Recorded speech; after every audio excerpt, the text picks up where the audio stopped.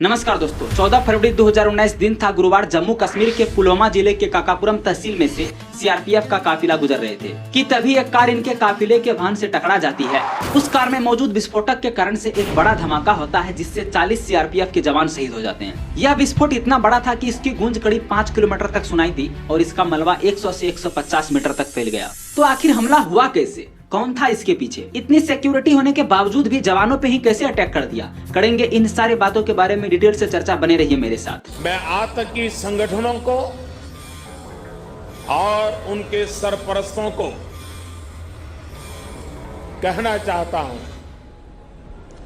कि वे बहुत बड़ी गलती कर चुके हैं। बहुत बड़ी कीमत उनको चुकानी पड़ेगी।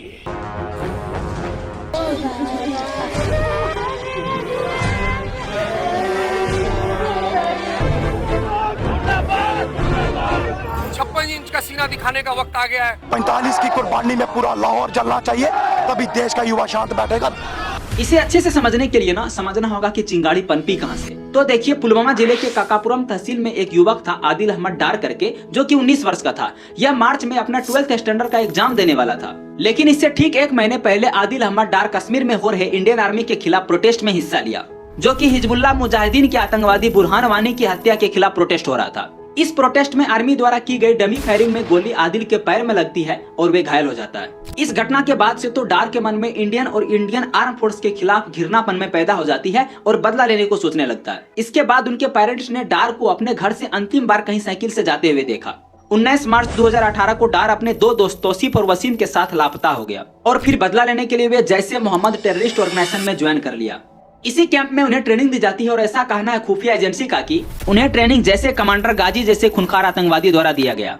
ट्रेनिंग के दौरान उन्हें विस्फोटक बनाने का ट्रेनिंग दिया जाता है और काफी मोटिवेट किया जाता है। आदिल को 1 साल तक ट्रेनिंग दिया जाता है और उनका ब्रेन वॉश किया जाता है। देखिए, आतंकवादी ऐसे ही युवाओं का ब्रेन वॉश करता है और उन्हें समझाता है कि अगर तुम अपने मजहब के लिए जान देते हो तो तुम्हें जन्नत मिलेगा। सिर्फ इतना ही नहीं, तुम्हें 72 हुर मिलेगी। और ऐसा करके भोले भाले युवाओं को आतंकवादी बना देता है और उन्हें बलि का बकरा बना लेता है। इंटेलिजेंस का मानना है कि हमला का योजना दिसंबर से ही चल रहा था और हमला 9 फरवरी 2019 को ही होने वाला था, क्योंकि वे आतंकवादी 9 फरवरी को सांसद हमले के मास्टरमाइंड अफजल गुरु का बरसी मनाना चाहता था। 9 फरवरी को ही पार्लियामेंट अटैक के मास्टरमाइंड अफजल गुरु को फांसी दी गई थी। लेकिन ये 9 फरवरी को हमला नहीं कर पाया था, क्योंकि 9 फरवरी को अफजल गुरु का बरसी होने के कारण से सिक्योरिटी काफी टाइट था। दूसरा यह था कि इस इलाके में काफी बर्फबारी होने के कारण से कोई कॉन्वे मूवमेंट हुआ ही नहीं था। देखिए, सीआरपीएफ में जब 25 से 30 बसें एक साथ झुंड में चलता है तो वे कॉन्वे कहलाता है। पिछले कुछ दिनों से कोई भी कॉन्वे मूवमेंट नहीं हुआ था बर्फबारी के कारण से। तो 14 फरवरी को एक ही कॉन्वे में 78 बसें जाने वाला था, जम्मू ट्रांजिट कैंप से श्रीनगर ट्रांजिट कैंप के लिए, जिनमें 2547 जवान सवार थे। देखिए, जहां पुलवामा में अटैक हुआ था ना, वे आदिल के घर से बस 10 किलोमीटर की दूरी पे है, जो कि लेथपुरा करके जगह का नाम है। इसी लोकेशन से 250 किलोमीटर की दूरी पर स्थित है सीआरपीएफ का जम्मू ट्रांजिट कैंप। इसी कैंप में से सीआरपीएफ का कॉन्वे निकली थी श्रीनगर ट्रांजिट कैंप के लिए NH 44 होते हुए। 14 फरवरी 2019 को 3:25 तक जवानों का रोल कॉल होता है। रोल कॉल को आम भाषा में कहे तो अटेंडेंस होता है। इसके ठीक 5 मिनट बाद यानी कि 3:30 बजे ये 78 बसें जम्मू ट्रांजिट कैंप से निकल पड़ती है श्रीनगर ट्रांजिट कैंप के लिए। यह खबर पाकिस्तान में स्थित जैश मोहम्मद को मिल जाती है। वहाँ से ही ये पुलवामा में ऑपरेट करता है कि अटैक कहाँ और कैसे करना है। तो आदिल अहमद हमले की तैयारी में जुट जाता है। वे एक कार में विस्फोटक रखना चालू कर देता है। हालांकि यह विस्फोटक की तैयारी फरवरी के फर्स्ट वीक में ही आदिल अहमद डार और उनके 3 साथी मोहम्मद उमर फारूक और समीर अहमद डार और शकीर बशीर ने RDX calcium ammonium nitrate gelatin की छड़े और एल्युमिनियम पाउडर का उपयोग करके IED बनाया, जिन्हें की 2 कंटेनर में इकट्ठा किया, जिनमें की दोनों का वजन 160 केजी था। 2019 के अंतिम जनवरी में ही मोहम्मद उमर फारूक, समीर डार और आदिल डार ने यह आत्मघाती हमले का प्रोपेगेंडा वीडियो बनाया, जो कि हमले के बाद जारी कर दिया गया था। तो कॉन्वे आगे बढ़ते रहा। दोपहर के 3:27 पे कॉन्वे पुलवामा जिले में एंटर करता है।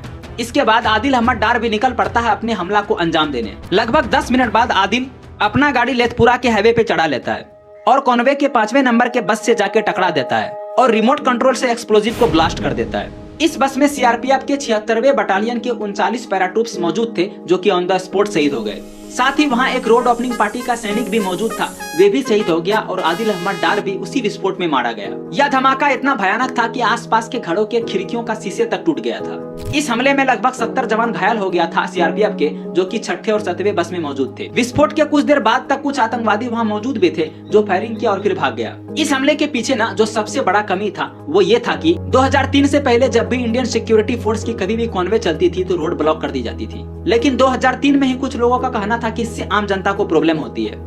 तो इसी साल ही आम जनता को इंडियन सिक्योरिटी फोर्स के साथ चलने और कॉन्वे के बीच में अपनी गाड़ी घुसाने की अनुमति दे दी गई। इस हमले में शहीद हुए सारे जवानों को मैं सत सत नमन करता हूँ। जल्दी मिलते हैं किसी अन्य वीडियो में, तब तक के लिए जय हिंद।